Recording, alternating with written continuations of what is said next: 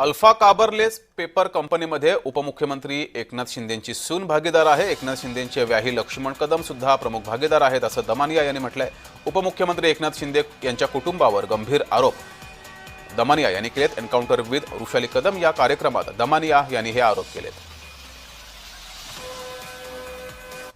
सध्या कुठल्या विषयावर काम करते? सध्या कुठल्या तर असे असंख्य विषय घेऊन मी दर मंगळवारी आणि दर गुरुवारी लोकांना भेटते। सगळे जण घेऊन येतात। त्यात 2च दिवसापूर्वी माझ्याकडे योगेश कदम यांच्याबद्दल सगळी माहिती घेऊन आले आणि ती माहिती देत असताना ते मला त्यांच्या कंपनीचं नाव सांगत होते। योगसिद्धी, सिद्ध योगसिद्धी आहे आणि सिद्ध योग आहे।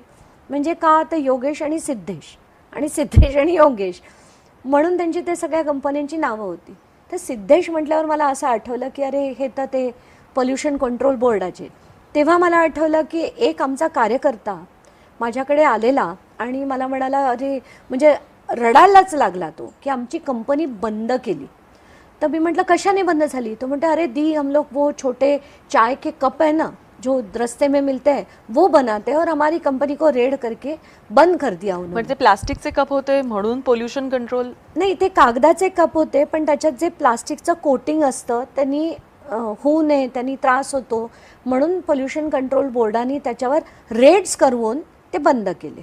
आता तुम्ही प्रक्रिया करायची असेल, तुम्हाला ते फेज आउट करायचे असेल मी समजू शकते, पण या सगळ्या उद्योगधंद्यांचे सगळ्यांचे मशीन्स घेऊन गेले आणि त्यांना सांगितलं की अमुक प्रकारचा कागद वापरायचा। बरं, माझं लगेच सर्च चालू होतं।